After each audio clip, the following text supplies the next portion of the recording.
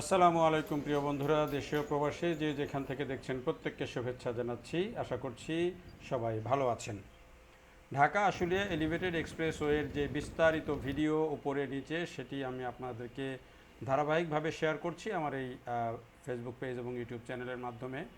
এবং আপনারা বেশ আগে যেই আবদুল্লাপুর থেকে প্রত্যাশা ব্রিজ পর্যন্ত, বলতে গেলে একেবারে এয়ারপোর্ট থেকে প্রত্যাশা ব্রিজ পর্যন্ত যে অংশ ধাপে ধাপে আমি অনেকগুলো ভিডিওতে দেখিয়েছি, এবারে আপনাদেরকে আমি দেখাচ্ছি প্রত্যাশা ব্রিজের পরের থেকে যে অংশের কাজ, সেগুলোতে আমরা দেখতে পাচ্ছি যে একদিক দিয়ে অর্থাৎ সড়কের উত্তর পাশ সেটির কাজ সম্পন্ন হয়ে গেছে এবং ওই পাশ দিয়ে নিচের দিকে কিন্তু 2 লেনের যে সড়ক উন্মুক্ত করে দেওয়া হয়েছে সেটি দিয়ে গাড়ি চলাচল করছে এবং এটি বেশ সৌন্দর্য তৈরি করেছে। আর উপরে যে এক্সপ্রেসওয়ের যেই লেন মূল যে অ্যালাইনমেন্টটি, সেই অ্যালাইনমেন্টটি এই অংশে তৈরি হয়েছে। আজকের ভিডিওতে আমরা বেসিক্যালি দেখাবো ধৌর মানে থেকে প্রত্যাশা ব্রিজ এর পর থেকে শুরু করে ধৌর মোড় পর্যন্ত, যে ধৌর মোড় পর্যন্ত অংশটি এখানে আমরা দেখছি যে নিচের দিকে যেই সড়কের একদিকের কাজ শেষ হয়ে গাড়ি চলছে এবং পাশে আরেকটা সড়কের কাজ কিন্তু চলছে।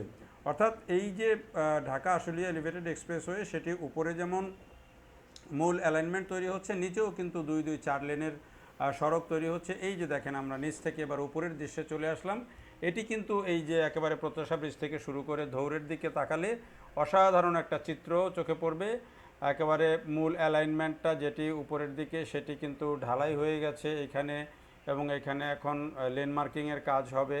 আর এখানে আরও অনেক কাজ বাকি আছে, যেগুলো হচ্ছে যে যে বৈদ্যুতিক যেই সংযোগ সেগুলোর ব্যবস্থা, লেন মার্কিং, সৌন্দর্যবর্ধন, এগুলোর কাজ এখন বাকি আছে, কিন্তু মূল অ্যালাইনমেন্টটি হয়েছে। আর নিচের দিকে যেটি বলছিলাম যে নিচের দিকে কিন্তু যেই 2-4 লেনের যে সড়ক এবং কোথাও কোথাও সার্ভিস লেন, সেটিও কিন্তু মোটামুটি হয়ে যাচ্ছে দ্রুততার সাথে।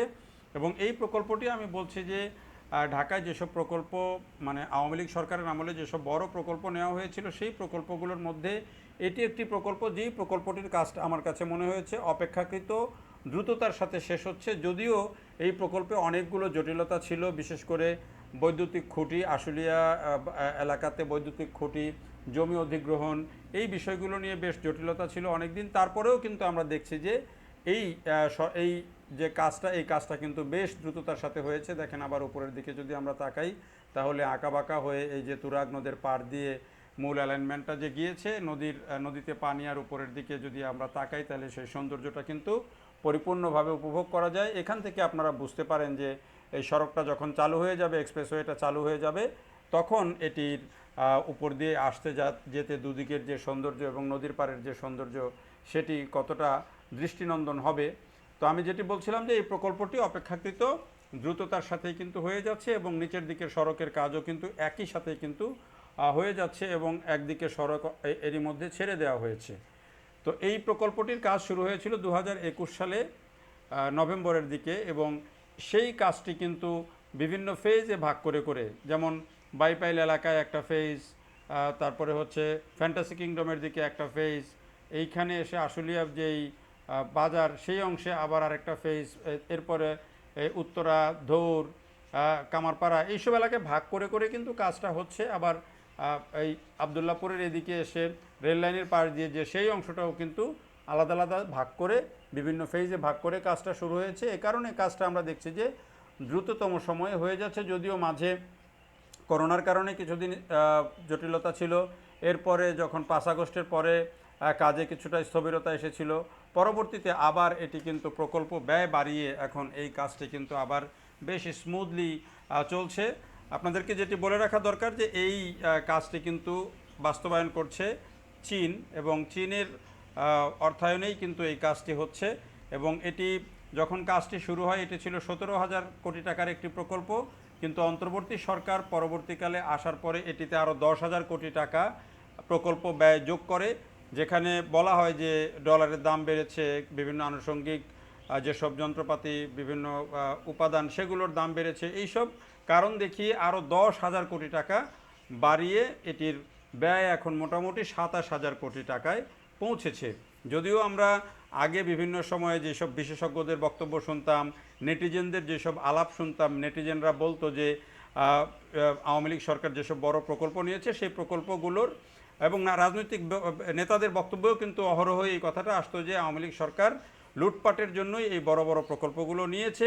সেটির বাস্তবতাও আছে হয়তো, সব প্রকল্প থেকেই তো দুর্নীতির কিছু বিষয় তো থাকেই, সেই বিষয়গুলো তো আছেই। তারপরেও আমার কাছে মনে হয়েছিল যে হয়তো অন্তর্বর্তী সরকার আসার পরে এই প্রকল্পগুলোতে অন্তত ব্যয় রিভিউ করে আগের ব্যয় ঠিক আছে কিনা, যে খরচ ধরা হয়েছে সেটা ঠিক আছে কিনা, কিংবা সেখান থেকে কিছু কমানো যায় কিনা, এমন চিন্তা আমার মাথায় যেমন এসেছিল, বিভিন্ন ব্যক্তি যারা নেটিজেন অন্ততপক্ষে যারা বলতেন, রাজনৈতিক নেতা যারা বলতেন যে সব প্রকল্পগুলোতে অতিরিক্ত ব্যয় ধরা হয়েছে, টাকা মেরে দেওয়ার জন্য বা দুর্নীতি করার জন্য এত বেশি বেশি ব্যয় ধরা হয়েছে। অন্তত আমি ভেবেছিলাম যে অন্তর্বর্তী সরকার আসার পরে এগুলো রিভিউ করে অন্তত একটা জায়গায় আসবে যে খরচটা কিছু কমে আসবে।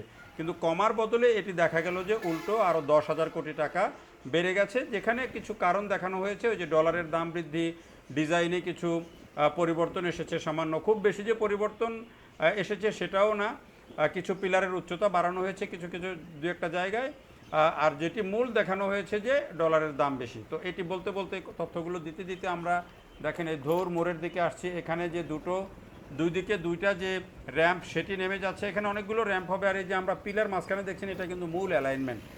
আশুলিয়া বিলেও কিন্তু এরকম একটা মূল অ্যালাইনমেন্ট থাকবে এবং দুই দিকে এখন সার্ভিস লেনগুলো কিন্তু দুইটা চালু হয়ে যাবে খুব অল্প সময়ের মধ্যেই। তো এই মাঝখানের যে পিলারগুলো দেখছেন এখনও অ্যালাইনমেন্ট তৈরি হয়নি, সেটা হচ্ছে মূল অ্যালাইনমেন্ট, যেটি আমরা এতক্ষণ উপরের দিকে আপনারা চিত্রটা দেখলেন এর সাথে যুক্ত হবে। আর এই নিচে হলো ধৌরের মোড়ে আমরা চলে আসলাম। এগুলো হচ্ছে র্যাম্প, বিভিন্ন দিকে নামার ওঠার এবং বিভিন্ন দিকে যাওয়ার যে র্যাম্পগুলো সেগুলো। অর্থাৎ ধৌরের মোড়টা হচ্ছে একটা খুব গুরুত্বপূর্ণ একটা ইন্টারসেকশন, যেখানে আপনি আবদুল্লাপুরের দিকে যাবেন, মিরপুরের দিকে যাবেন, সেখানেও ওঠানামার আরও র্যাম্প আছে। আশুলিয়ার দিকে যাবেন, সেখানে সার্ভিস লেন আছে, তারপরে মূল অ্যালাইনমেন্ট আছে। তো এইটা যখন মূল অ্যালাইনমেন্টটা হয়ে যাবে তখন এটির আশুলিয়ার যে নিচের এখন যে সড়কটা সেটি চলে যাবে। আমরা নিশ্চয়ই এর পরের ভিডিওতে আপনাদেরকে আশুলিয়ায় যে কাজের অংশ এবং যেটি খুলে দেওয়া হবে বলা হচ্ছে অল্প সময়ের মধ্যে, সেই অংশটাও দেখাবো। তো এই যে দেখেন আমরা চলতে চলতে এখন কিন্তু ধৌরের মোড়ে চলে আসলাম এবং এখানেও কিন্তু মূল যে সার্ভিস লেনের সাথে যুক্ত যে অংশ, যেদিক দিয়ে র্যাম্পগুলো ওঠানামা করবে সেটি কিন্তু যুক্ত করা হয়েছে। এবং যেই অংশটি খুলে দেওয়া হবে আশুলিয়া বাজার থেকে এই একেবারে ধৌর পর্যন্ত, সেই র্যাম্প সার্ভিস লেনের সাথে যুক্ত সেই র্যাম্প দুটোও কিন্তু মোটামুটি কমপ্লিট হয়ে গেছে। আর ওই যে দেখতে পাচ্ছেন দূরে বাম দিকে চলে যাচ্ছে, সেটি হচ্ছে মিরপুরের দিকের একটা র্যাম্প এবং এর বামে আরও একটা র্যাম্প তৈরি হবে। তো সব মিলিয়ে আসলে এই কাজটা আমার কাছে মনে হচ্ছে যে এখন খুব দ্রুততার সাথে হবে এবং যেহেতু পুরো প্রকল্পটা এই বছরের মধ্যে শেষ করে সামনের বছরের শুরুতেই এটি পরিপূর্ণভাবে উন্মুক্ত করে দেওয়া হবে বলা হচ্ছে, আমার মনে হয় যে সেদিকে কাজটা দ্রুততার সাথেই হচ্ছে। একেবারে ওই সময়ের মধ্যে না হলেও আমার মনে হয় যে কাছাকাছি সময়ে সেটি হয়ে যাবে। এই যেটি দেখছেন এটি হচ্ছে মিরপুরের দিকে এখন যে বেরিবাদের দিকের যেই র্যাম্প, সেই র্যাম্পটি, এখানেও কিন্তু ওঠা এবং নামার দুটি র্যাম্প আছে।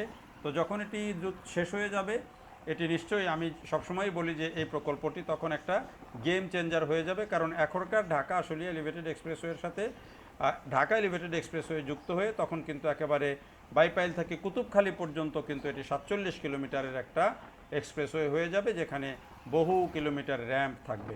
দেখার জন্য সবাইকে অনেক ধন্যবাদ।